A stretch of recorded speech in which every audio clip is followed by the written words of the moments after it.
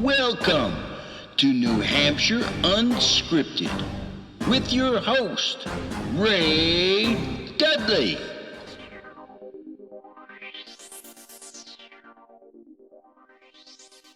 You okay there? Yeah, I'm just a little so I'm just a little on the Luddite side, so a little technophobic. So we just had to like download Zoom into this computer, so I'm trying to figure out.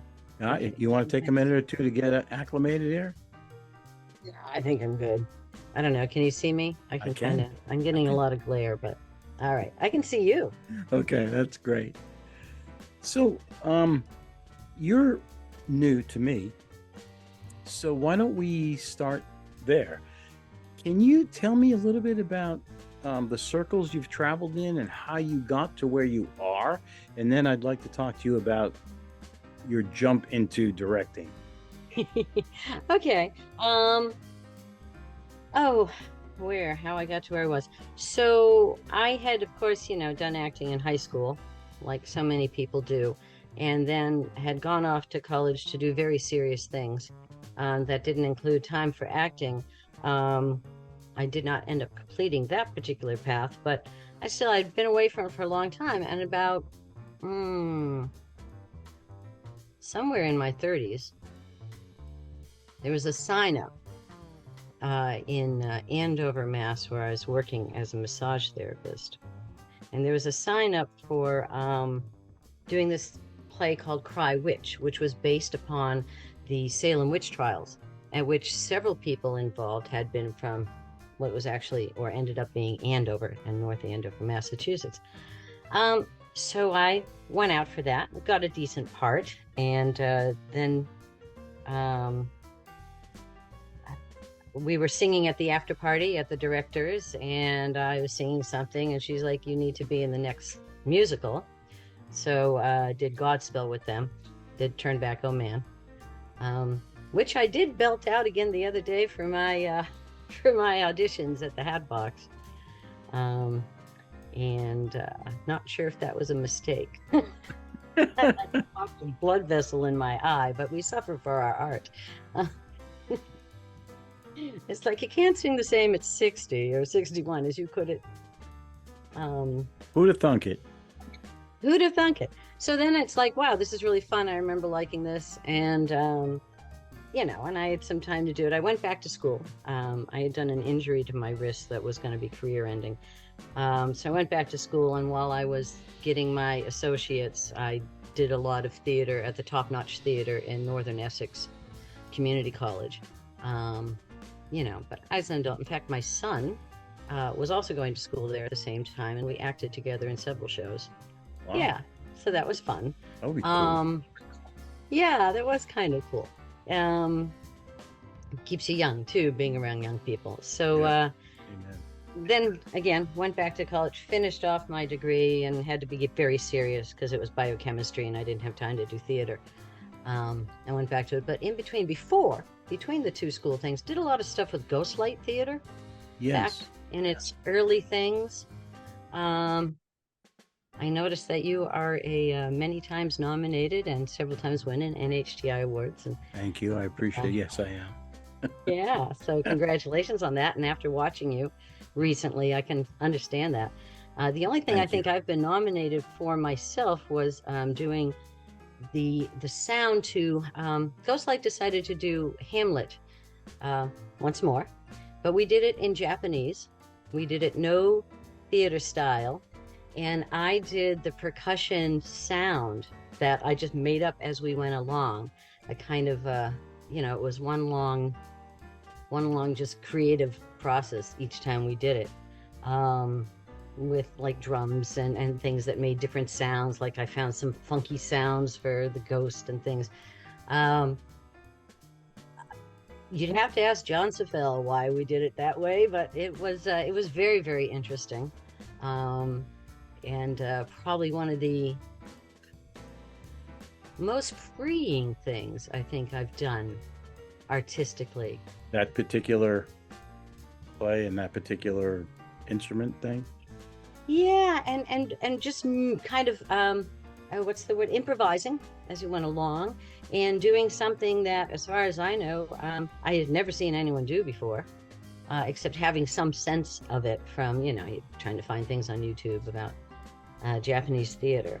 And it was just actually, I guess, to give it sort of it was like doing somewhere between a Foley and an instrument. Wow. Like Ophelia had a dance when she was going to throw herself in the river, and whatever she did, I did things on the drums that went with it.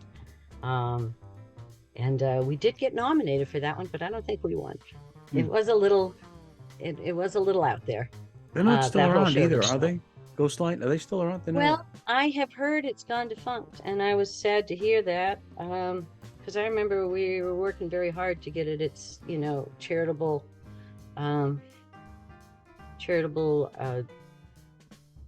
entity, designation. I sometimes have a little, just aside for me personally, I have a little noun aphasia sometimes. Okay. So I will look for words at times. That's no problem. So yeah. continue on. So there was Gaslight, So- and when was that? Yeah, Ghostlight. Ghostlight I'm was out sorry. of. Yes. Yeah, no, that's all right. Gaslight Theater would be a whole new thing. I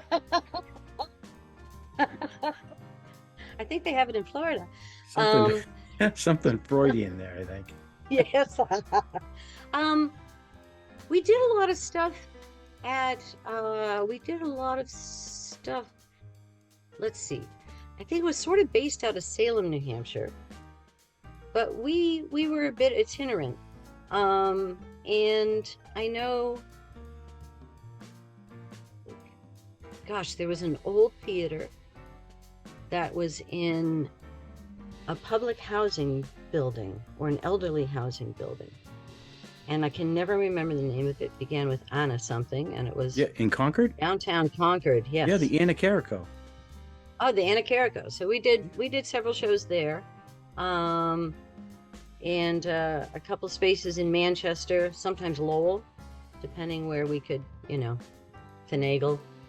We didn't have a home theater anyway. And then its most recent iteration, I know for a while, it was up and running before the pandemic. Oh. And who was it that had taken it over? Gosh, I can picture him and I'm forgetting the name, but it has kind of tumbled by the wayside. Okay. That's okay. I'm not asking you yeah, I here don't to know talk if I about would Ghostlight, but That's true. All right, big long ramble on that. it's okay. And then, so the hat box is interesting. So I did some things, and then people I had acted with at Northern Essex, or people I had acted with through Ghostlight, a couple of them started directing, and I'd get calls to come and audition. Did things like the Reindeer Monologues, and again some other offbeat projects. And then I'd gone. My son, who I'd acted with, does devil stick things. And he and his now wife had gone to a magician's convocation, or I guess convention, not a convocation, unless somebody was.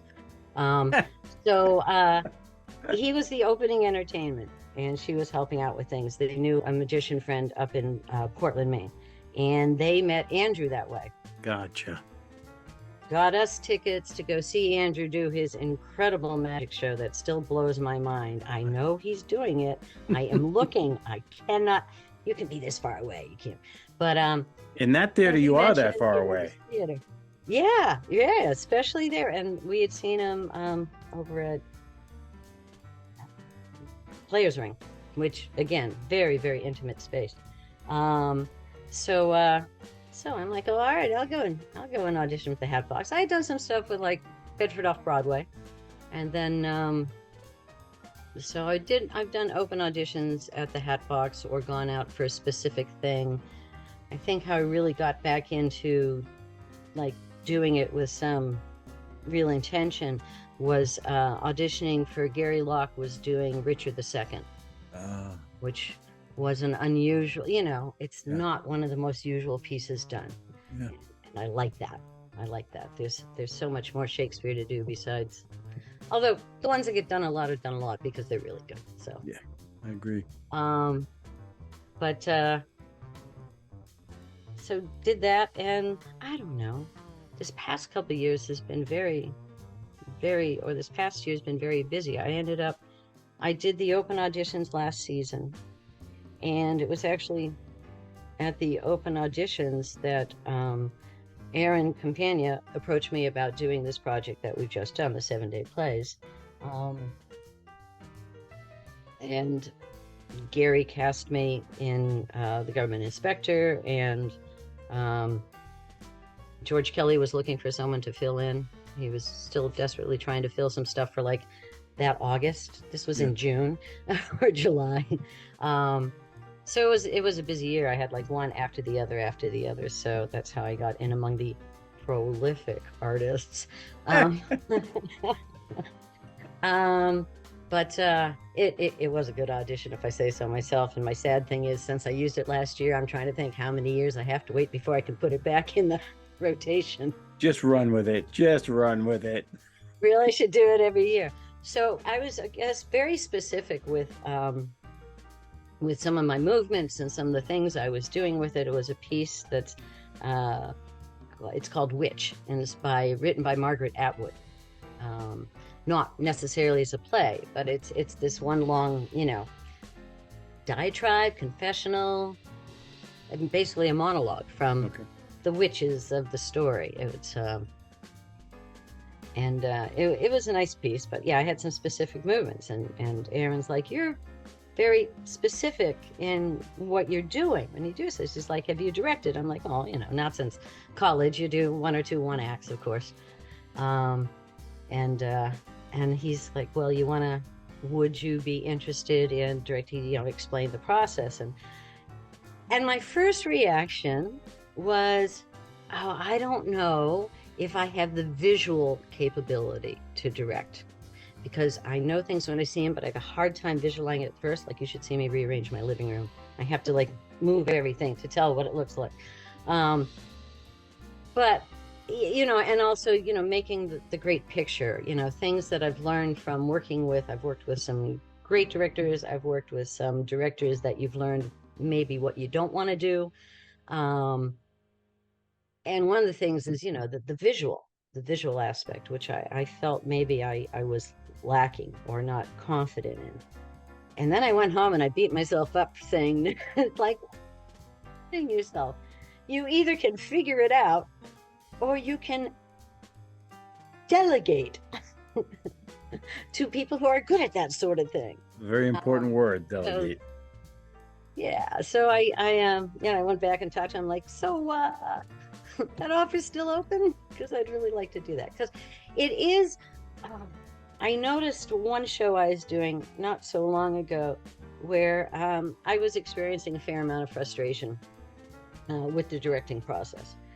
And I have a really expressive face. Luckily, my character is very frustrated too, so it was kind of, I could be like, it's working. And I didn't know. I was starting to wonder, like, am I just getting too old and grumpy? Because all the younger actresses are like, yep, okay, and and nodding, going along with it.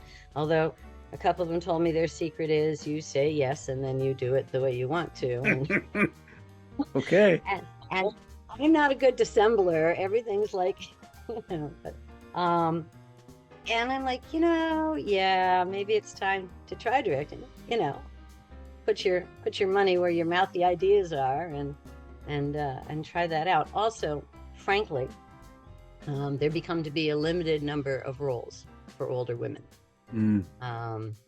Mary Fraser and I have gotten to be friends, but we often do need to compete. We kind of occupy the same niche in the theater world, so there'll often be something for one of us and not the other. Although we have worked together in Holy and Unruly, David Beardsley's play, when Donald Tung's group, I want to say World Theater, New World Theater.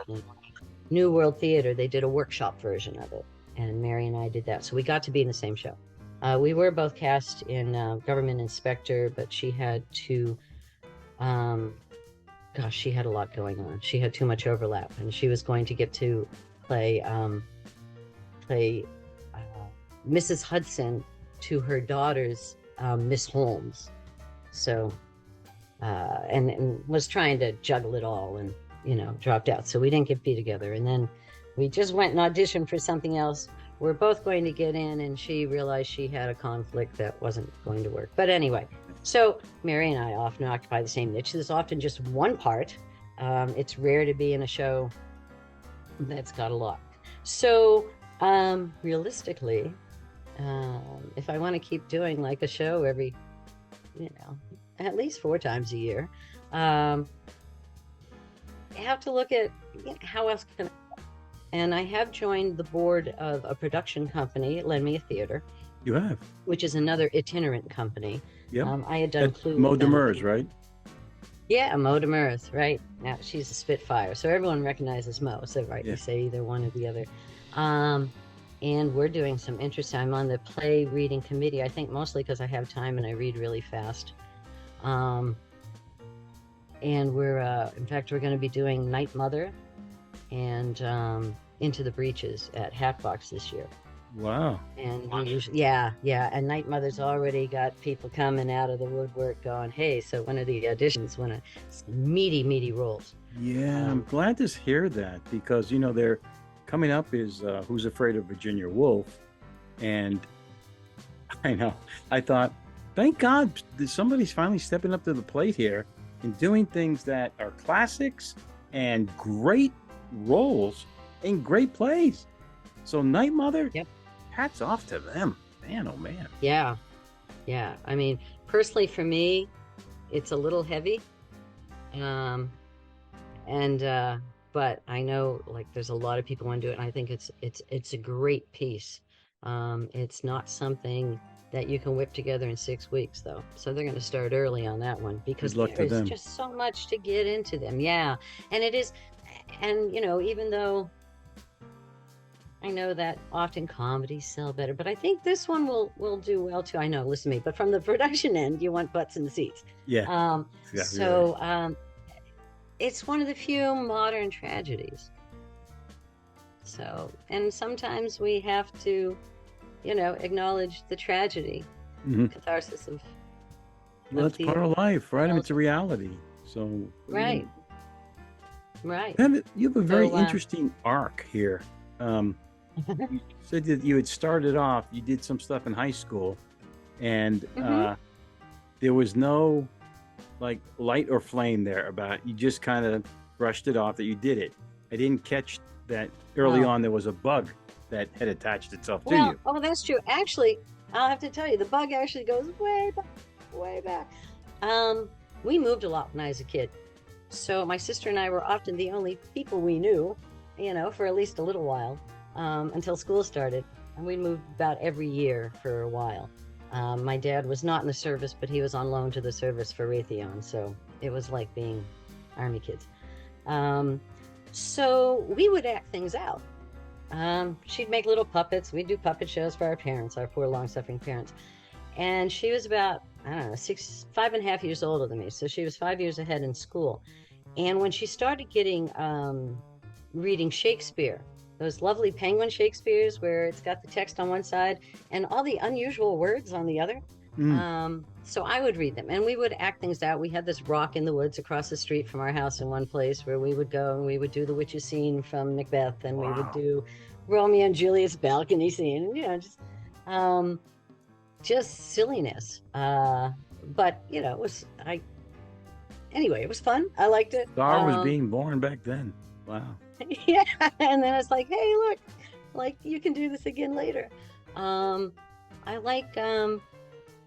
would like to do I've done some like workshops, but I've never done any formal training other than when I was involved at Top Notch Theater at Northern Essex, of course, since it was a school, and Charlene Kennedy and Susan Sanders were running the department then, and they took the educational aspect of it reasonably, even for those of us who were not theater students, but just other students at the school. So you learn some things, and then a lot of it is observation. I would like to do some, I think I'm a good actress. Mhm. I know I'm not a great actress. Let's put it this way. When I turned them down to do this, to do the directing part at first, they didn't say, "Oh, well, then do you want to act in it?" So, You but reading tea leaves here? What? I do okay. I'm not as good as I want to be, and who is? And, as Exactly. far as like this new thing of directing, I have a lot of ideas. I have no idea if it's going to be uh, good. Some things, and what I discovered was being on the play reading committee. When I was reading these plays, sometimes you read them, and I'm sure you've had this experience. You're reading a play, and you're kind of there's a part of you that's going over how would you play that part, or how would Absolutely. you All the time. right. Right, so that often does it. Well, I recently read a play for our play reading committees, and I have asked if I can direct it. I have not heard back yet. Into the Breaches, where when I was reading it, I didn't want to do any of the parts. I wanted to do like all the parts, or I wanted to move the parts around. I wanted to, it just spoke to me in a different way. Um, and I don't know though what I have found though is like I'll have an idea, it'll speak to me in a certain way. You do a thing, and then later you're like, huh, is the thing really the right thing? Do we pull the thing back? Do we do a different thing? And you start, I think somebody put it as you start killing your favorites sometimes, because it's like, is that in there just because I find it? So when I directed one of the one acts back in college, and when I say college, this is my second time through, and I'm like, 35 years old. So have some life experiences, just not really a lot of theater experiences. But one of my actors that I had for a one act, and what I did was Aria da Capo, which is by Edna St. Vincent Millay. She apparently wrote a couple plays as well as poems, and I liked her poetry, so I don't know, I came across this, and it was odd and funky, and again, not done all the time. And I discovered that one of my actors was also a tumbler. So I managed to insert a tumbling thing into the show, mostly because it was so cool. And I realized though, because it was one of those things where it wasn't no play in 7 days, but I think it was like maybe a 3 or 4 week process. It was still pretty shortened. And I realized that had I been doing it longer, I might have pulled it out, because I'm watching it, especially when it goes up, and I'm like, well, that's cool, but it really doesn't do anything to tell the story. It's very good It's not insight. advancing the story. Yeah, it's heroic too to admit that.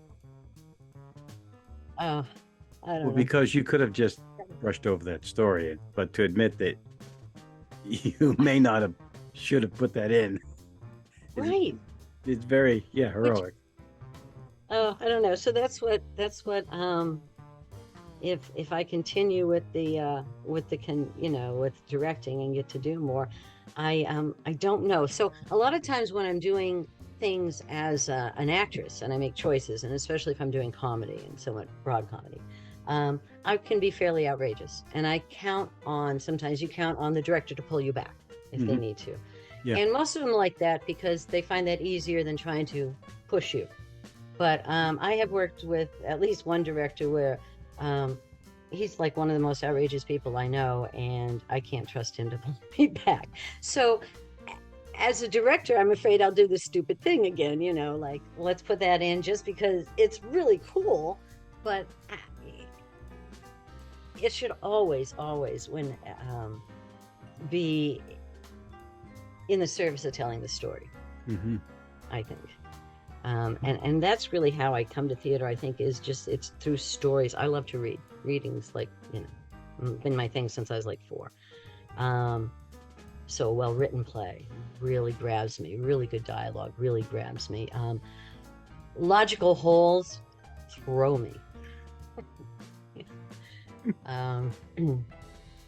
For instance, so A Christmas Carol's done all the time, right? And we get in the beginning that Marley's been dead for 7 years. And later on we get that Scrooge, once upon a time, was in love with Belle, who may have been a bit younger than him, because this was either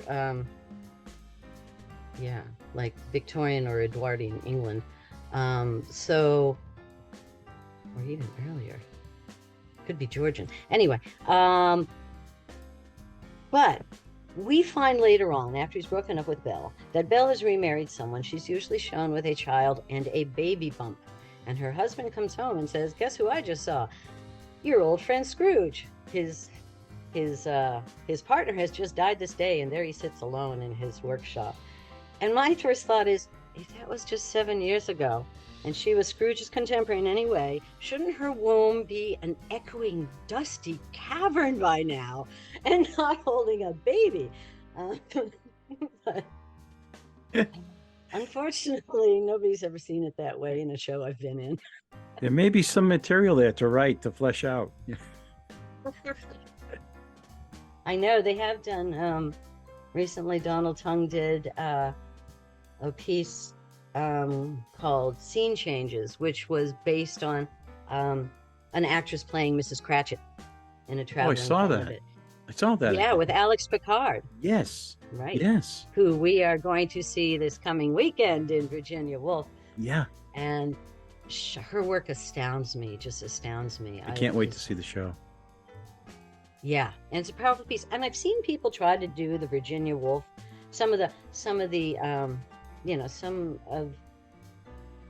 lines or some of the monologues as monologues for auditions, and it's hard to rev it up and get it there, and yet make it seem natural in just a monologues. But I'm really looking forward to seeing what Alex can do with that. Yeah. And with having the whole show, it's just going to be. She's surrounded by some really good people too.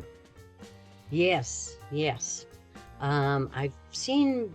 I think the only thing I've seen Brett and Reese in was Holmes and Watson.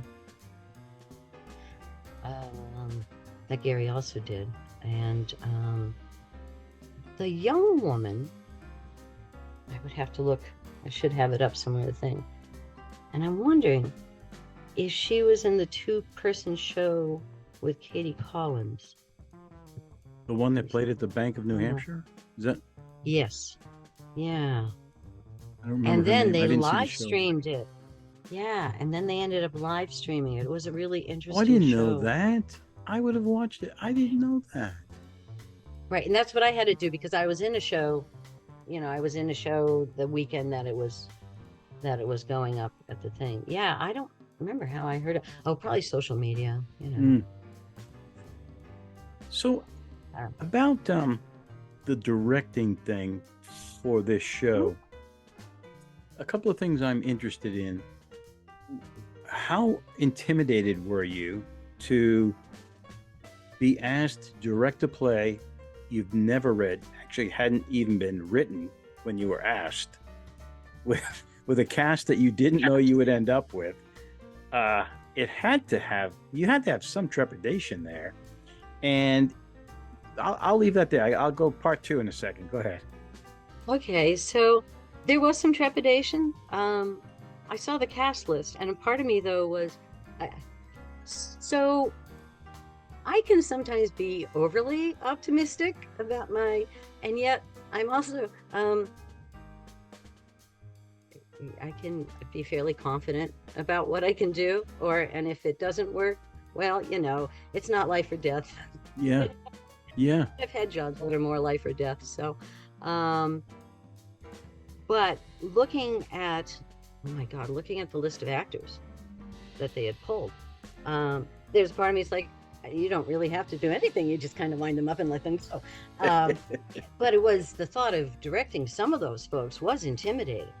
The 2 people I did end up directing, I've been in shows with, and I just think that they can be comic geniuses, both of them. Dwight Stearns and Valerie Cara. But I've always, enjoyed working with them too. So I had some idea of what they could do. But right, I didn't know at first which one to get. I did know by the time we got there, I knew that Gary was going to be one of the writers for us newbies. And I trust Gary to come up with something interesting, at least. Understatement alert. Understatement alert. and fairly erudite.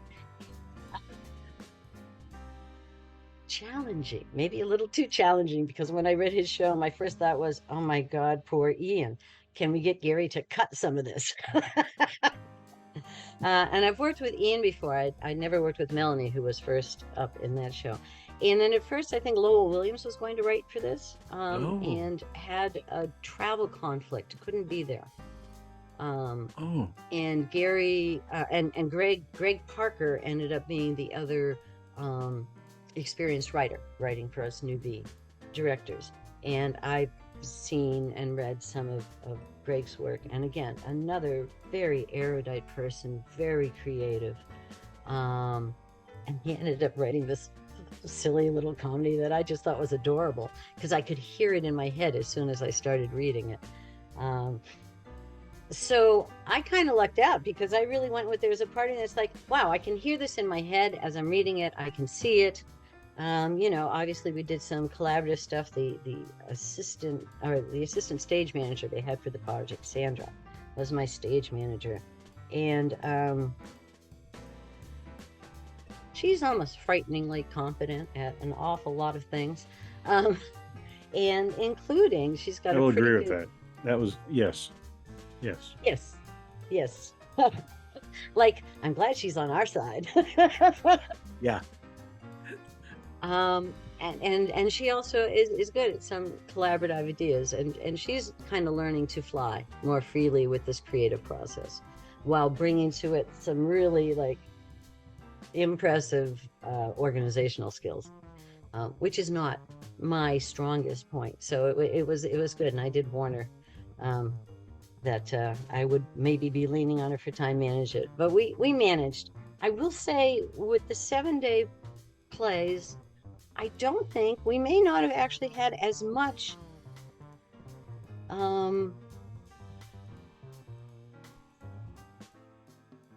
what's the thing I go to? Rehearsal. Not as much rehearsal time almost as you do in the 24-hour plays, because, from like 9 in the morning until 7 at night, you could be rehearsing for those.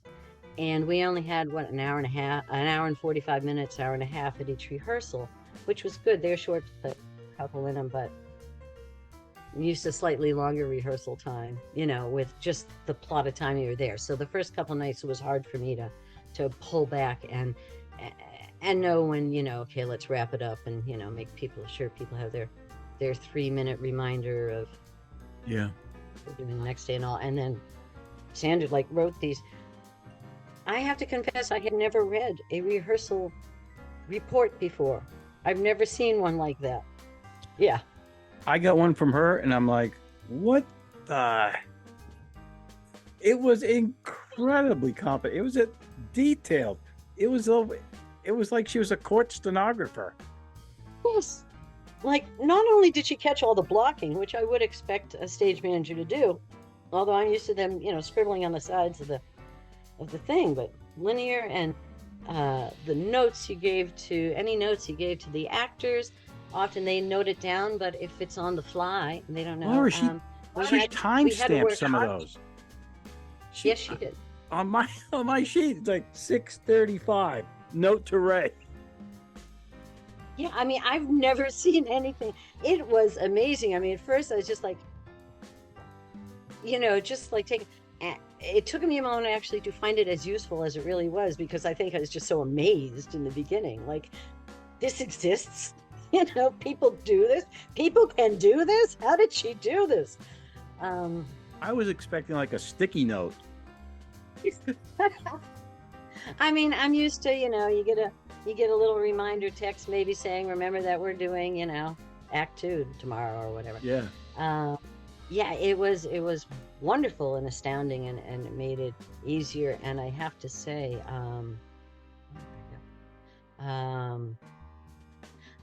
I know stage managing is important, and you know that in your head. And one of the things that I am concerned about directing again is sometimes you can pick your stage manager, sometimes you can't. And the good ones are awful hard to find. She told me she's booking up into 2024, because I asked her, so do you do this for other folks? Yeah. So, and which is maybe when I'd be looking to tag her anyway, but Get it early. And now Get she's it early. more stuff on stage though too. She's actually going to be appearing at Bedford Off-Broadway. I think the second and third weekend in June as a performer. Really? In a small. I think I heard her bit. say that. Yeah. So, yeah, she was, and that was, gosh, that is probably one of the things I really love about doing theater, doing this project here where, oh my gosh, it's like, all these people you want to fangirl over who are going to be there. And I had a very similar experience doing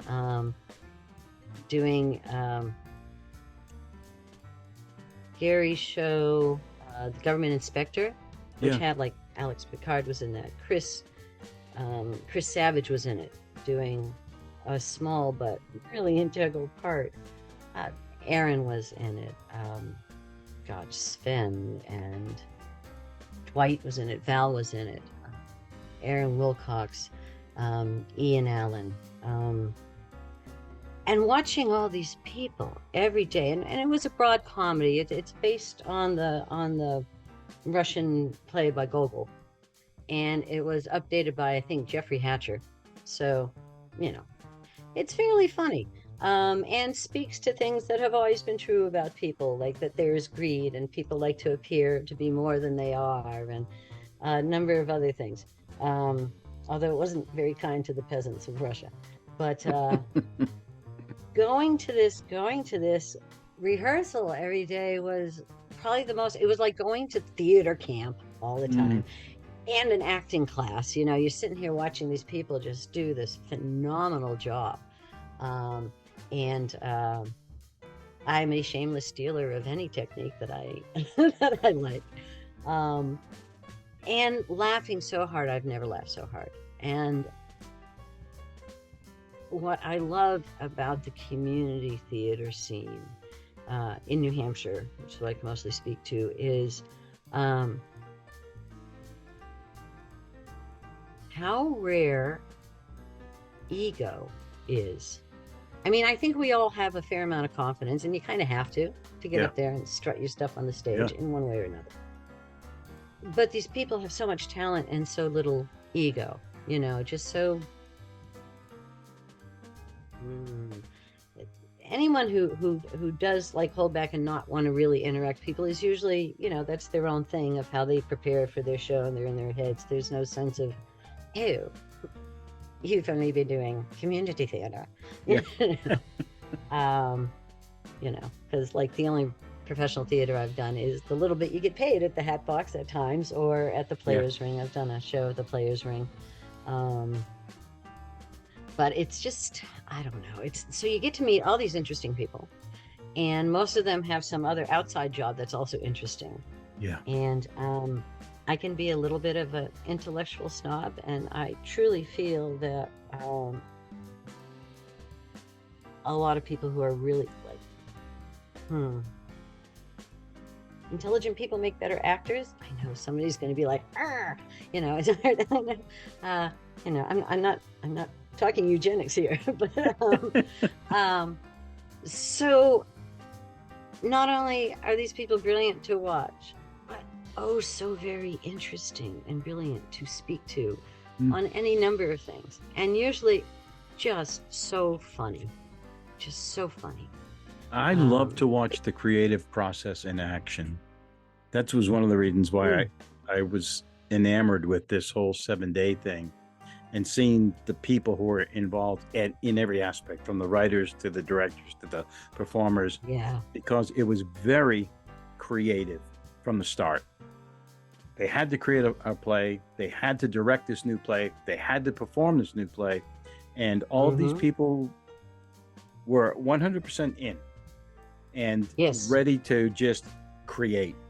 There was no template here. They just were jumping in and creating. It was wonderful to watch. I mean, I was enamored backstage. I was a fanboy.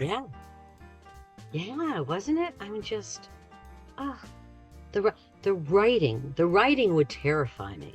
Yeah, trying to come up with a play in 20, that would be terrifying. If anyone asked me to do that, it'd be like, no. And I love to read, and I know how long it takes me to write. I used to write for a living for a newspaper, and it's like, and I've tried writing fiction. Poems are my favorite because they either come or they don't. But it's like, no, I know what a struggle it is. And then it's like, oh my God. And then you hear it out loud and it's like, what was I thinking? And you can't go back and rewrite it.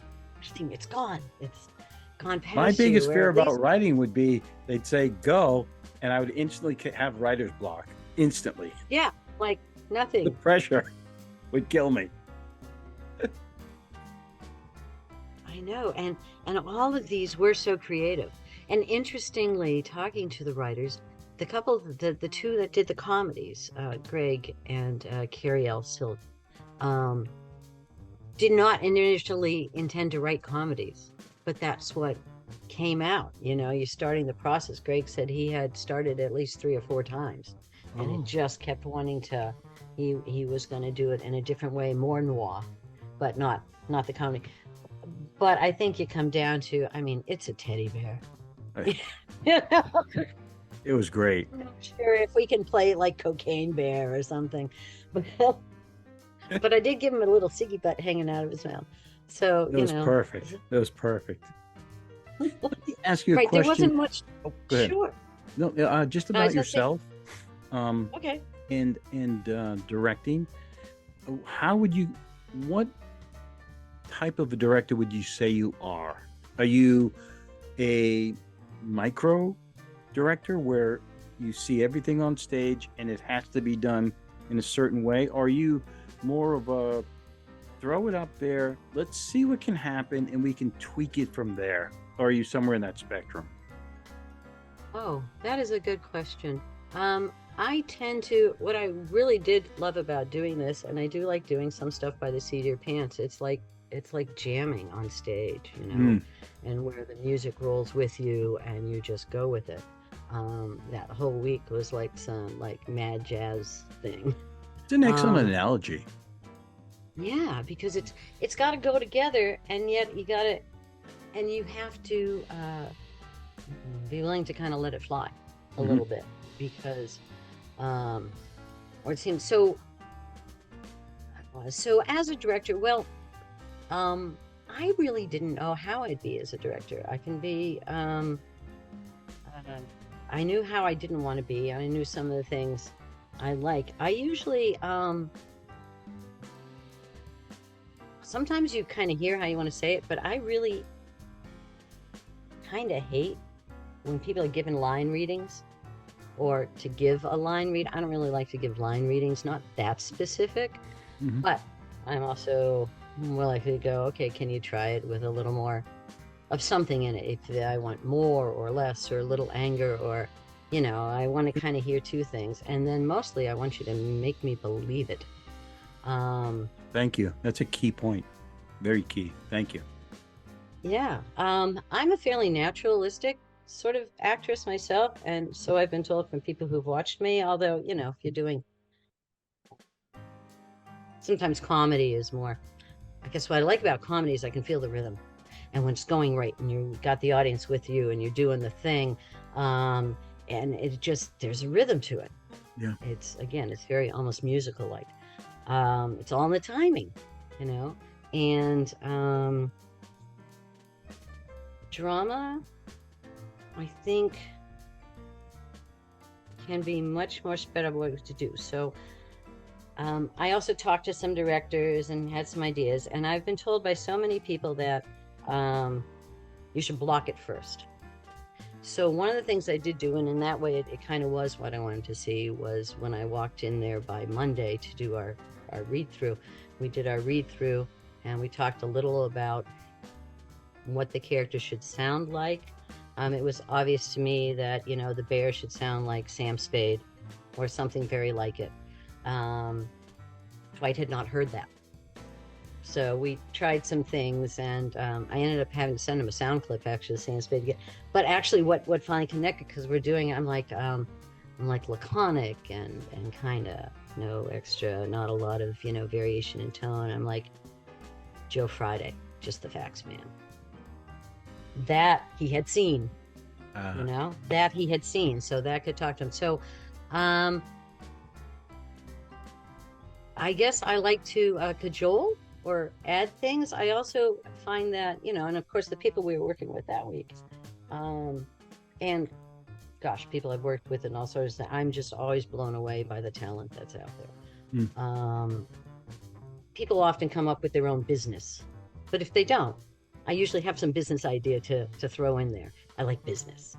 But a lot of times they find their own. But because a lot of people, and I'm still not sure how I'd feel about always in the beginning, I've tried working with people who are like, well, let's just get it on its feet and see. And I'm okay with that too, personally, working with it. I like to get my lines before I get my blocking. But so many people like to, in fact, I like to, if I can get hold of the script beforehand, I like to fairly have my lines before I walk in. And partly is that with age, and also I had an oxygen accident many years ago. Memory ain't what it used to be. So, Maybe there. Yeah, well, as my biochemistry professor explained to me, it just takes, you have to phosphorylate those places in your brain more times, and it just takes a little longer because all the system's a little slower. But anyway, where was I? No, it's okay. What kind of director I am? Yeah. So so one of my problems is I'm not very linear. This is why I need a good stage manager. So I'm not the most linear of directors. That's why I did try to, and actually I took my chessboard and little chess pieces and moved them around on it when I was trying to block this out because of I need a visual for my visual. And then I storyboarded part of it just to see if it was kind of going to work. And then, when we're working it, they add things or we take something out because, well, that's not going to work. Right. So I'm fairly experimental, I would say, but I want my actors to feel safe. And for more actors than I realize, it just never occurred to me before, but in talking to people in how they like to work or listening to people kvetch about, how the directing's going and whatever show we're working on, a lot of people feel safer if they have their blocking. And then they lock their dialogue into their blocking. I would also say I really love a good debate or argument. So if I had an idea about something or if I gave a direction, I would expect that if my actors, because I'm supposed to know the whole show, they are going to be the experts on their particular character, and they might see something that I didn't notice because I'm busy looking at blah, blah, blah, blah, blah. And I might care. I might care what they've noticed and put in. There might be times where I'm like, I don't care because it just doesn't fit. Or you keep that in your, in your backstory. And so I'm, I try to be collaborative. Like it's an important thing. And also because I can't think of everything, and like when we did this show, other people were coming up, we had some things, like the high chair. I hadn't thought of the high chair. I knew there was a problem with Teddy on the regular chair. Val had to keep bending over him or crouching, and I didn't like it for Val, as the actress, as the look, and also she's gonna freaking kill her back doing this. And I didn't like it for the character either. It didn't fit the character choice. And we're like, oh, can we get him a little higher? And she's like, high chair. And I'm like, yes. And we both pictured a wooden high chair, hard to find. A friend of hers was going to lend her one, and it was one of those plastic kinds with the padding, with the baby pattern on it and all. And I can't believe I wrote this about a bear, but I wrote, I think that this will infantilize our character. And then I'm like, it's a stuffed bear. Can you possibly infantilize it any further? But you can. That's why we, machoed him up with the cigarette. But, speaking of cigarettes, there is a great bit in there. Is that written in? I think I talked to Dwight last night, and I can't remember if he said it was written in by Greg. It was, okay. How was that? What Greg had put, and I kept this. There it is. So this is how old I'm getting. I just spoke with Dwight last night, and I'm Oh, that's already. funny, and you can't remember. See, but you recorded it, so you didn't have to remember it. You can just Uh, look it up.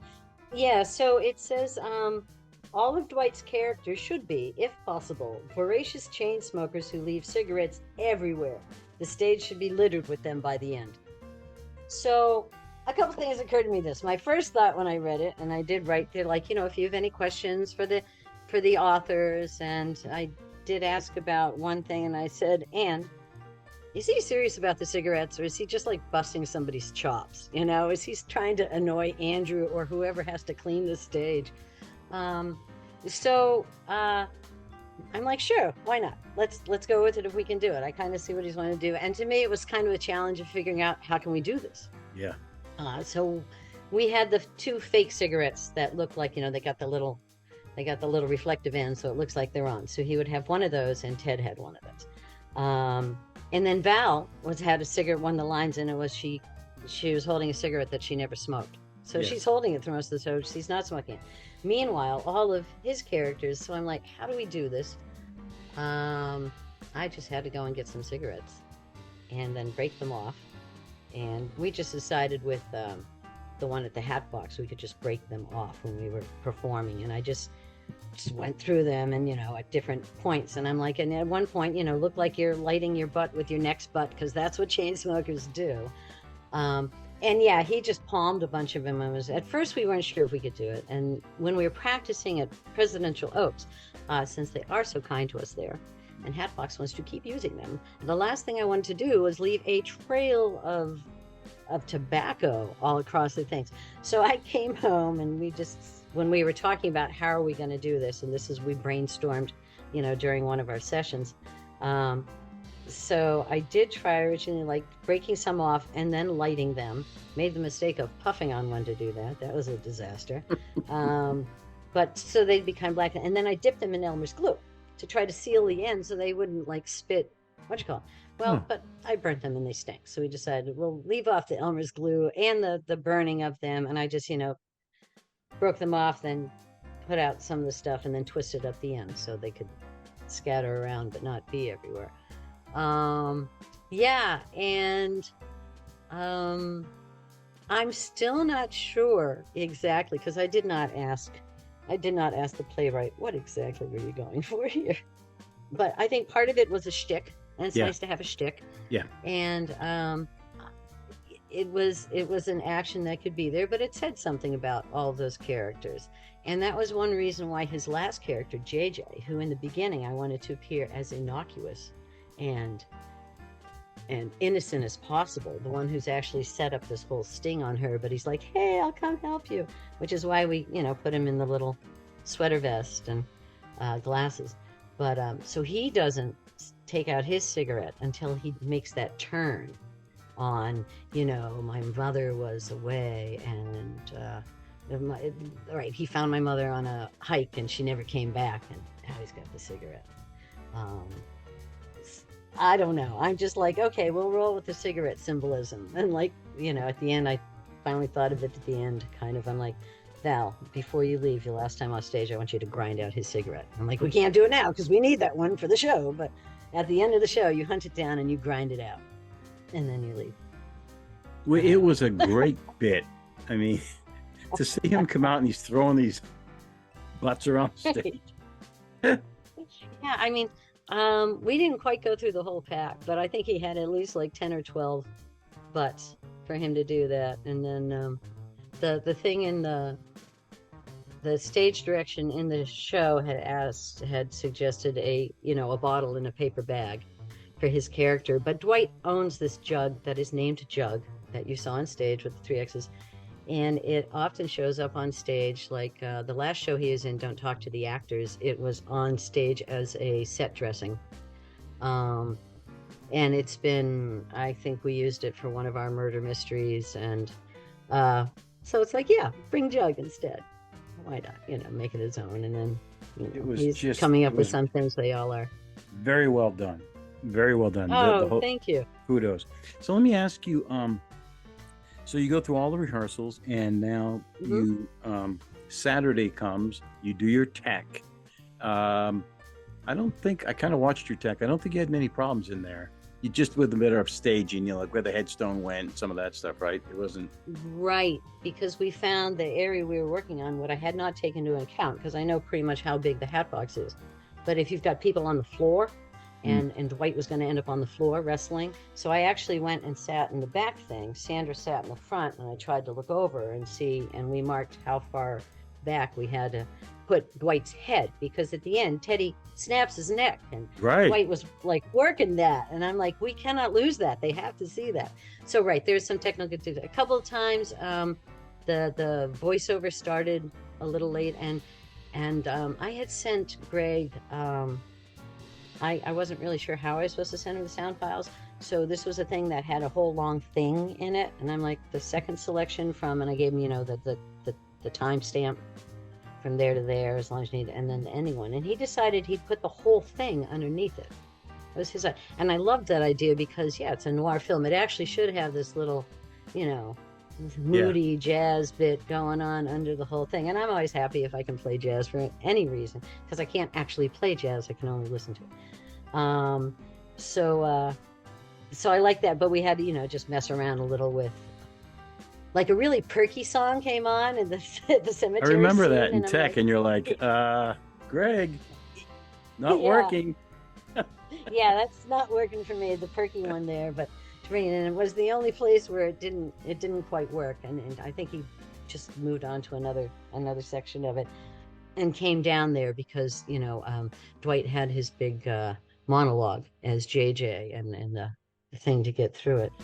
The only thing about that play was I really wish Val had like more to do, or maybe Besides she had a talking to a character bear that she all the time. Yeah, besides talking to a bear and then having to move it around, which she did beautifully. Oh my God, she killed me in rehearsal when they get to put the scripts down and do her thing. Her face when she was in the West Virginia scene, and with the outhouse and et cetera, et cetera. And she was just making the most that Dwight actually stopped, came out of character, and asked her, "Do I stink?" Because he was afraid he had gotten too sweaty doing all this running around and changing and everything. And I'm like, no, Dwight, your character stinks. She's just acting really, really well. It was a great scene. It was his accent too when he comes out. The whole thing was just well done. Just well done. Yeah, So he said that Ned was the one that he got. You guys were up first, coming out of the box. Yeah. Were you nervous before it went up? And then tell me about the audience bought in right away. The lights came up and the teddy bear just sold the whole thing right away. So you guys brought the audience in. They came for the ride. And then tell me about, were you nervous before? And then listening to the audience reaction, how did you feel? And then did you get to talk to the audience after? I get to talk.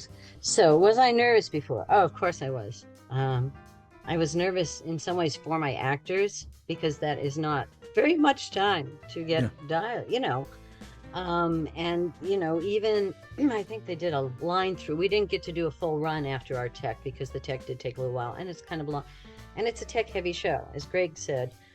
Greg, the tech director, was pretty pissed at Greg, the writer, by the time we were done.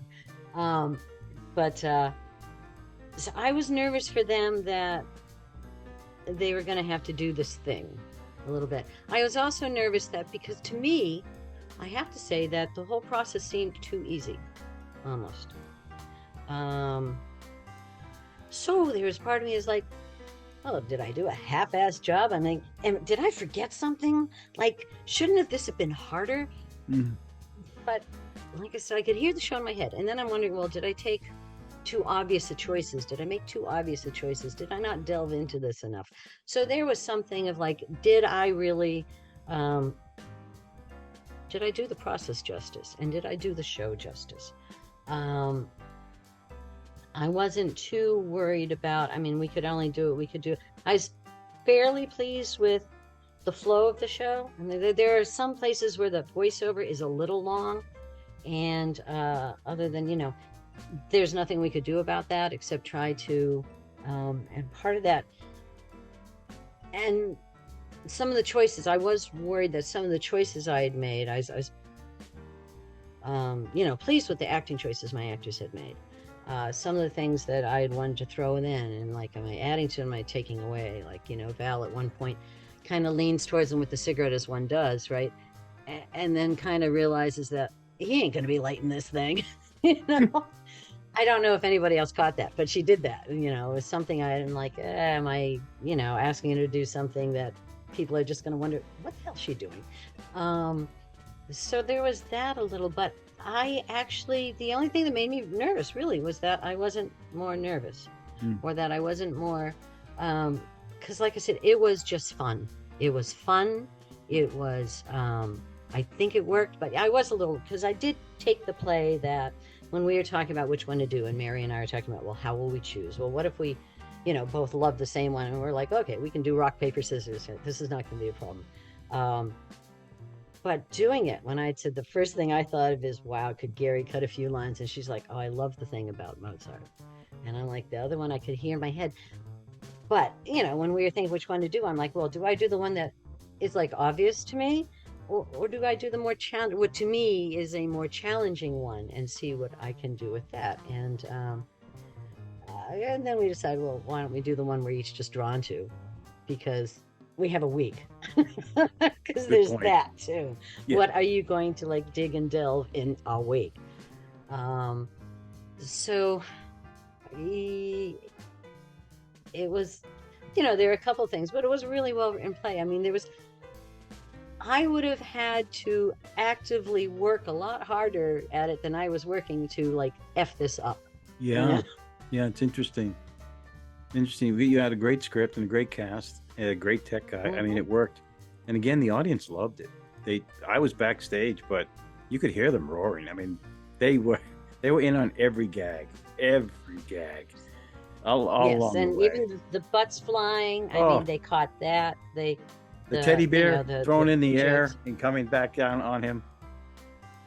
Brilliant. Dwight. I mean, that's Dwight. We talked about some things, and with the fight, but I also knew that Dwight was gonna because I've seen some of like I said, I worked with him on Clue. He was Colonel Mustard to my Mrs. Peacock, and the work that he and Aaron did in The Government Inspector, they were these two country gentlemen, but just a lot of physical humor. It had to be experienced. I can't do it justice at all describing it. So I knew, but yes, and that was my favorite part. And that was one thing where each time he's doing it, I'm like, yes, do the thing, and have it work. He was worried at first because he was, all you saw the cavernous hall that we were working in over at the other place. So, and he had done this tossing thing, and it was fantastic. And yes, the bear landing on him like this, like something out of world wrestling. Exactly what I thought. It just really sold it. And the fact that he could just fall down to the ground from there, he would do it, and he would just, like, that is something that I would have hesitated to ask an actor to do. So I'm really glad I didn't really give him blocking on that, except you fight with the bear. Yeah. And whatever he did. And if I needed to come up with something, but, it was kind of in the script where, Ted's choking him, where he says, but I shot you, but other than that, it was all free form. So yeah, that bear thing, that was my very favorite. That and the neck snap. I've watched a lot of, Angel and Buffy shows. There's a lot of neck snap. Love a good neck snap. So I wasn't, gosh, I wish I could say that, wow, I was really scared and it all worked. I wasn't. Maybe I should have been. Maybe I'm too stupid to get scared, but it was just too much fun to be real nervous. Like I said, I was nervous about them, dropping lines, so they did. And I don't care if they did. And some stuff was even added lines, especially if they were really running with a character or a little paraphrasing. I'm okay with. And if the playwright's not okay with it, too bad. It's been done. Well, at the end of it, the audience loved it. They just, and it set the tone for the day. It was just, it was brilliant to put it there. It was a brilliant piece to put there, and it just married the whole day together. Yeah, I think Aaron and Mary did a great job at setting up the 4 plays. You know, we had two comedies, and I'm a big believer in leave them laughing if you can. I know there's catharsis in tears, and there's catharsis in pain. Your show is a very cathartic show, but there is in laughter too, and there's also you know, it just does wonderful physiological things to people. Plus, boy, that's such a good reward though as an actor, though, isn't it? Yes. Yes, I agree. Yeah, and I agree. have to say it is just as rewarding from the directing point. But yes, you are kind of looking around. I did ask my husband several times, well, did you like that part? Did you like this part? And, you know, of course, everybody that you talk to, your friends or whatever, or other people you see, well, that was wonderful. It's like when I used to ask my son, does this look okay? He's like, uh-huh. Yeah. You know, it's like I could put on a plastic bag and you would tell me it looked okay. Family and friends. Children, the only thing that'll fill you with true regret. The lines in that show were so good. All the shows were so good. I really hope they do it again. And now I'm like, well, but I can't be a new time director, and I won't be experienced enough to be an experienced director. It was wonderful seeing what the experienced directors did with their stuff. Your stuff, your show, watching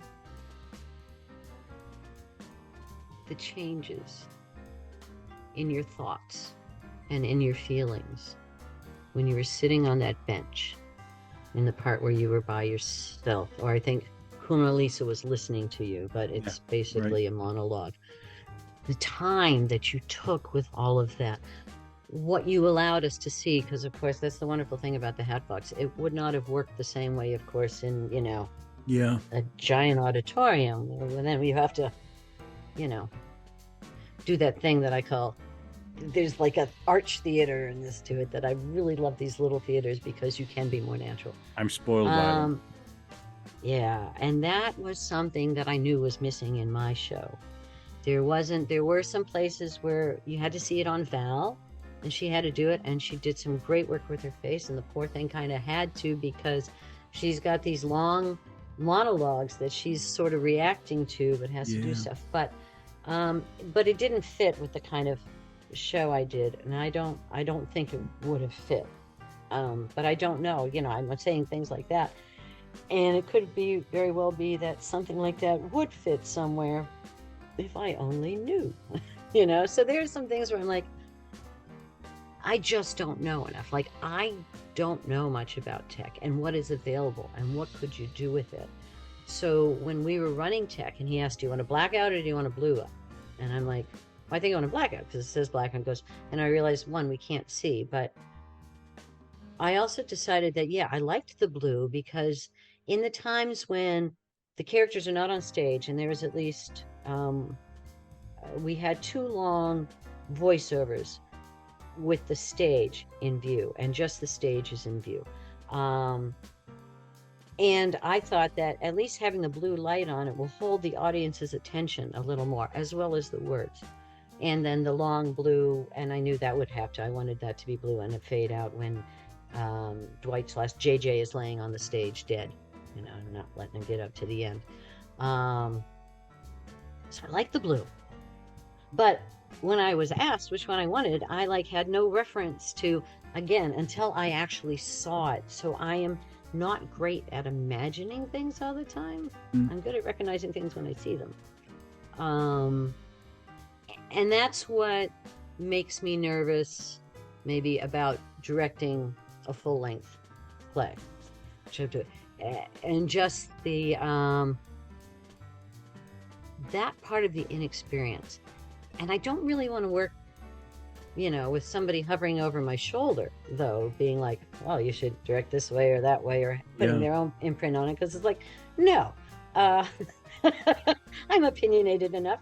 I want to direct it this way, but just not knowing stuff. So one thing I did talk to Greg about, and we're finding, it's just one of these, I just want to pick his brain. Just what, you know, how do you consider what goes in what's out there, what's available, what can I think about as visual effects or sound effects when I'm, or what can the Hatbox do? Um, and it seems it can do with this QLab thing, they can do everything. Pretty And, much, you know, right? I've worked with, they use projections. We use a lot of projections in Christmas Carol, which add a whole other media thing to it. Is I that the one with hate Eric actually Hodges? setting up this. I'm sorry, I didn't mean Yes. to. I seen that Yeah. one. I liked it a lot. The projections were wonderful. Yeah. Crazy. Did you come this year? No, Was it I this went. year or last No, year yeah, I or think I went a couple years? pre-pandemic. I think. Oh, because I'm wondering if I was in any of the ones you saw. I don't. Gee, But I don't recall. But I I was don't think so stunned because by I what they played. could do. Yeah. Oh, yeah. Those things are very, very. They did some funky stuff with it this time, especially when the ghosts appear and all. They can do some interesting movements. And right, it can be the outside. It can now it's a wall in Scrooge's place. Now it's the outdoor things. Now it's the ghost disappearing into a bunch of crows or something. It does some funky things. Yeah. But yeah, the screen itself, the text is really annoying. I've got really strong fingers, so a lot of times I'm the one who ends up doing that. And plus, I can be really, really patient in that I will not give up on doing something until it is done. So persistence is a thing. So yeah, when I think about using them, there's a part of me that goes, do I want to set them up? But they're really cool. But do I want to set them up? So the play is over.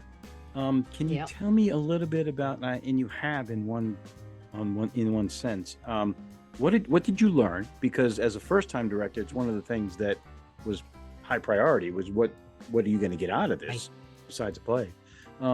And as you look back now, I mean, 5 days at an hour and 45 minutes is not a lot. And once you've seen it, were there things that you're like, oh man, if I just had 2 more hours or a couple more days, we could have tweaked this or that? And what did you learn? You did speak already about lighting and talking with Greg about things that are happening. So as a director, a first time, how was your growth arc there? How do you feel you came out of this? Well,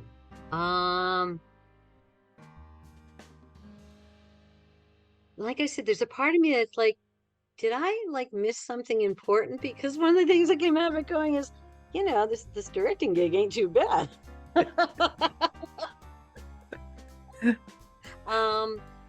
Boy, in some ways it's less pressure than acting. At the end of especially, a week to do a show. Man, I've got a show that I'm coming up that we open first weekend in June, and my lines are not where I want them to be. So yeah, I have a fairly big part. So it's like, this other thing was easy. I think I learned that I'd like to do it again. Okay, that's a good one. I learned that, and some of the things, and I would like to talk to more directors, and I did, do some directory research before that, and just ask people. And actually, one of the most useful pieces of advice I got, besides you should probably block things for your actors and try to do it early, and which is fine. And like when I've worked with Gary, second, after the read through, we are blocking. And you may change that later, but it really helps a lot of people to have that link. So I think I also learned more about respecting other actors' process. Like some of them need to be moving to do it. Some of them just need some time to go off and do their lines. And I've noticed that before, but now it becomes important that you give them what they need, or you give them the opportunity to get what they need.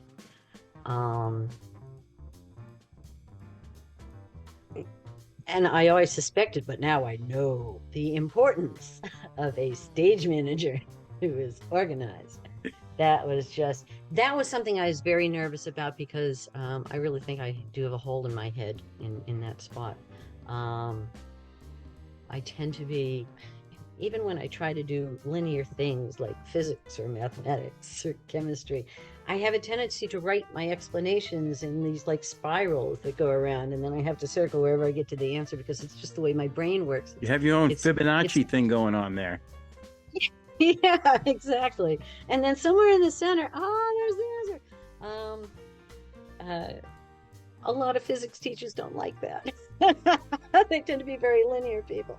And I'm not, but I think, so I think what I also like about directing and learning, and I think it'd be part of it, is because it's a more gestalt thing than doing a particular character. So my tendency to think in tendrils, I think is useful, but it still comes down to, okay, and then now what are we actually going to do? Like we need a concrete to do. I know how to trust actors to do their thing. I didn't really have to learn that. I don't know if it would be much more challenging than working with actors who are not as confident or who are not as experienced. I have seen some amazing talent in people who have not taken teachings. And I don't know if I've gotten over the idea of being intimidated at the idea of directing certain people. Like if I had to direct Alex Picard or Chris Savage, I mean, I'd just be like, who am I to tell you what to do? Show me what you can do. But there's a difference between trusting your actors and just kind of like, absconding on, like not doing your own obligation, which is to delve. I look forward to working on a show that I can delve into more and do more prep work beforehand. And you may end up eventually having I'll use the word again, the spectrum of talent, because there are those who you can just kind of leave on their own and you have full faith and trust in them. And there are others who you got to sit there and prod them, hold them by the hand. And you're like, where do you not see what's going on here, folks? Right. And I'm a little afraid of doing that. That did not come up, but that was one of the things. I can be very patient and persistent, but I can be a little impatient, and I can be cutting if I get pissy about, like basically, what are you thinking? Are you thinking? So, and I've worked with directors that I didn't like who have actually physically moved people's body parts around and stuff. Although, like, I found when I was trying to show the blocking and I was trying to explain something between my noun thing and my left-right difficulty, I actually had to like go out and trot out and do it myself. I'm like, we're going to come around this way and then we're going to come this way. I'll put myself out there. I didn't think to bring my little chessmen. But yeah, so with somebody new, I still have some fear of squashing something that shouldn't be squashed, that might be delicate. Ooh, very interesting. And or also not trying to bring enough out of them with being like, okay, well, that's the best they can do. Because actually one of the most useful pieces of advice I got was you're not going to get everything you want.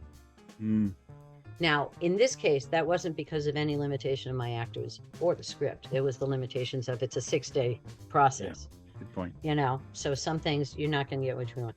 One of the things I'm sorry I didn't do was I had meant to give them a note about what do we do at the end when we bow? The curtain call? Curtain call. A curtain call note. And I know what I was going to do when I thought we were doing them each with our own.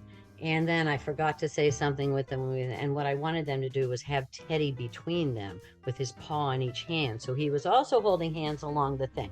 Instead of Val trying to hold him in her arm. I would have, if we had had more time, we would have worked out a little more about Val holding him in his arm and how we want his face to appear to the audience and stuff. We did not have time for any of that crap. That would have been micro managing at that point. But yeah, just to come out between them and, and they come out and they do it. I'm like, because it would have been easier for them, and also I think it would have looked cute. Yeah, it Either would have that or been. don't bring Teddy. But I It think would have Teddy, she been was right. hella cute. Yeah, and there, and that's what's like, oh, missed opportunity. And sometimes I see things that would be missed. I did a show recently, and we had unfortunately lost our director in the middle. Somebody else had to come in and take over. Yeah, we had lost him due to illness. We ended up blocking Act 2 on the Sunday and Monday of Tech Week. Yeah. So meanwhile, we're doing stuff, and there was supposed to be this fight between, no, she's mine, no, she's mine, no, she loves me, oh, Colonel. And they were just kind of standing there and doing it. And so you don't know, you hate to give a suggestion to another actor if the fan thought of it. And the director that we ended up with had a lot going on at this point and probably wasn't. But one of the actors was also the assistant director. So I did go with him, and I'm like, yeah. So I'm like, would it be too obvious a choice, do you think? Or, if you guys were like playing tug of war with her while you're fighting over who, or, just something, just some sense of, oh yeah, that'd be good. Let's do it. But, and there's a part of me that's like, no, you're not supposed to suggest directing things I to know, when you're not the I know. director. It's like an But it was unspoken like, rule, they're right? missing this wonderful opportunity. But then I'm like, or is it too obvious? Maybe they're not doing it because it's too obvious, and why do the obvious thing? But no, it was just that everybody was so rushed at that point and just trying to get it done. So, but right, so those ideas come up, and usually you don't say anything unless you're one of the actors involved, right? And then you're constantly like, hey, let's try this, let's try this, let's try that. So that's one of the exciting things about possibly directing, is to see that. But one, am I going to make too obvious of choices and then people are like, well, that was kind of schlocky, Yeah. or are you going to miss something like, I missed that note to have them do that, or these folks might have missed that opportunity, and would anyone have noticed it wasn't there? Probably. That's the other thing. I don't know if I'm always decisive enough, and that is another concern I have. Again, was not an issue this time, I think mostly because of the pressure of the time. No, you decide it now. If it's really not working, let's fix it. But otherwise, if it ain't broke, don't fix it. Let me But ask how you. can you make it just a little? Yeah, no, I agree with you. Let me ask you. We're getting late in the tooth here. Okay. No, I just don't want to keep you too long. But I have one final question that intrigues me. So, because you went first, you got to see all the shows. Not that Right. you were director, so you get to see them anyway. But did you look at any of the other shows and say, oh, I wish I had gotten that one, or I could never have done that one? From your directorial perspective now, did you look at it and go, ooh, what I could have done with that? Or, ooh, I'm glad I didn't get that one. I'm glad I didn't have to do the play that you were in, actually. Oh, thank you. Peter Joseph's, which I think read like poetry, a dream. It was beautiful. There was a lot to get out of it. I think I would have been very frustrated trying to find the kernels and meat of it and to direct those, although some of it was, oh my God, so beautiful. I love the scene with you guys doing the pew pew and the play scene between them. I don't think I could have done that one in 6 days. I think I would have needed like 6 days to digest that show. Yeah. And come up with stuff. So I'm really glad I didn't have to do that one. With Gary's show that Mary did, and she did such a marvelous job. And part of me was like, and I really like working with Kelsey. I've worked with her on stage like 3 times now, 3 or 4. And I think, again, she's a marvelous, marvelous actress. She's got this wonderful naturalness to her that I just really like. And her husband can do some amazing, the info dump he had to do. But anyway, there's a part of me that's like, did I give up on trying to do that one too soon? Because it had some interest, and it wasn't, like I said, I think my play is very obvious, and I love doing it. But is it art? But yeah, but it is art because It was still art. your Yes, time it is was. skipped. So, and I ended up just loving how they were done. I was so impressed, so very impressed with the first-time playwrights. That they wrote these like plays Yeah. in 24 hours. I mean, I'm impressed that anyone could do it, but to do that and not have ever done that before and have them be, the other funny show. I mean, it was one joke, but it really could be milked all the way through, just like our show was a one joke too. Hey, it's a bear, So I would have liked to have done any of them, except for I remember and I hope. I don't think I could have done justice to that one. So there's that. There's probably still going to be times when I can be just like I can kind of see it and feel it, and enough to know that I can't see it clearly enough to do it. And what is frightening about doing art rather than doing, for instance, science, is that there isn't an answer. Now, in a lot of science, the science you learn in school, yes, there's answers, but a lot of science really actually, though, still has to do with being able to hold either two somewhat conflicting ideas in your mind at the same time, and also to be okay with not having answers, because the stuff that we really are doing science to do science for, we don't have the answers yet.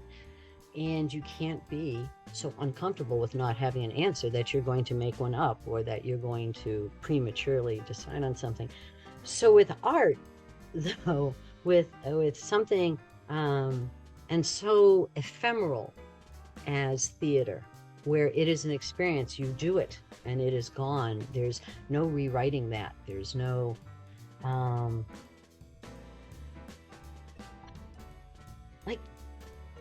how do you know if you're screwing it up?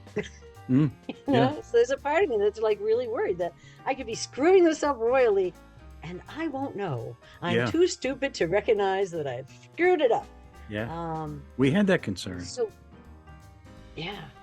because the way Peter wrote it, it was very layered, and we weren't sure if the audience would buy into any of it, and to do him, we didn't talk to him, and so we just had to hope that we were really not creating a farce, but really creating what he saw, which we hoped wasn't a farce.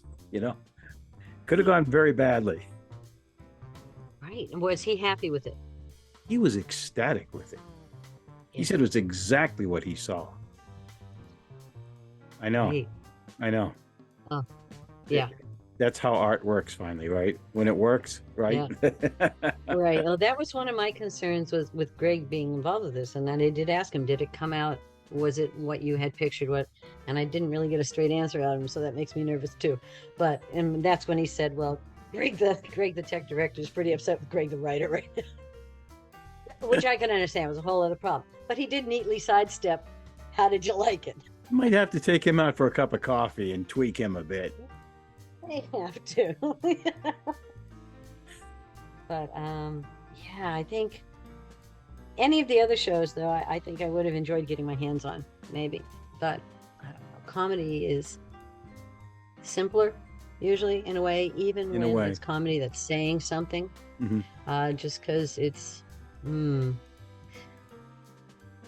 I think there's a few ways to be funny that really work, that are universally, but there's an almost infinite number of ways to be heartbroken or sad or hopeful or ambitious. I mean, drama to me is much more amorphous, and I do well with comedy, so I often get cast in them. I'm kind of a funny person anyway. So, but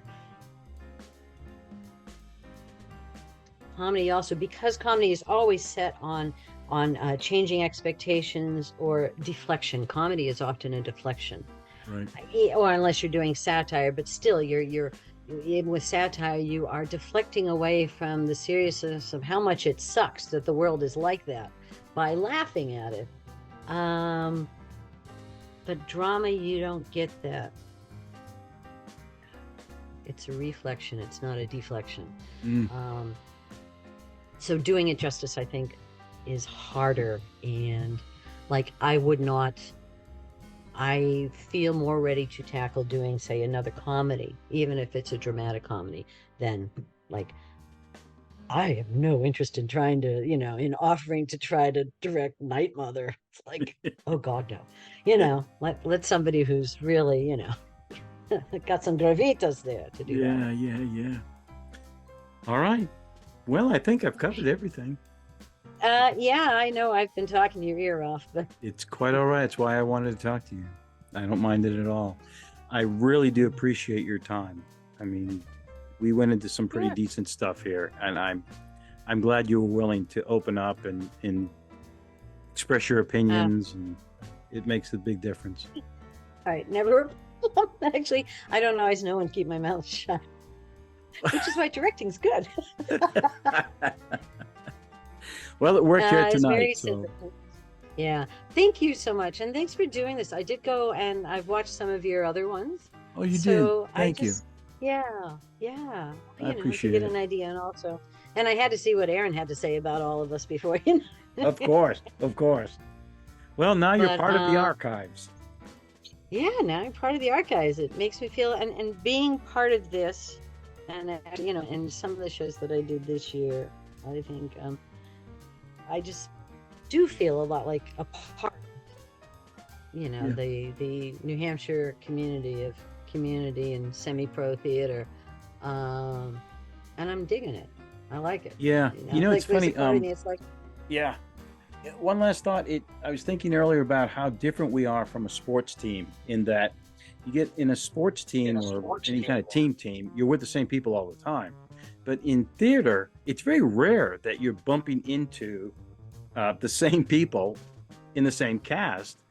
And so these circles are always constantly kind of overlapping, but never really, and there's all these people out there who kind of just periodically, your circle overlaps a little, that circle, and you've got somebody new you meet.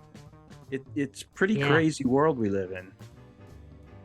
Yeah, that is one of the amazing. It's like a kaleidoscope of people, and Yes. right. I mean, and it's yes, and you've worked with some people before, so it's like, oh, because you worked with them, and then you get to work with some other folks, and because and there's some people I've never gotten, like, I'll always be sad that Amy Agostino has given up, for the most part, acting, and I could never be on stage with her. But she's another one that just blows me away. And then I don't know. It's like, it's actually really hard to be like, oh, that's a good, like everyone I've done Christmas Carol with, and it's always different mixtures of cast, but everyone's been great. Everybody's been great in that role, and maybe somebody else has the role the next year, or it's see, and that's part of it. It's like, it was just so much fun. It's like, is this supposed to be work? Am I working hard enough at this? Because I'm just having a blast. Well, that's the name of the game, hopefully, right? Yeah, it's not as painful. Gary likes to say, it's called a play for a reason. Yeah, exactly. Well, thank you, Laura, again. I really do appreciate it.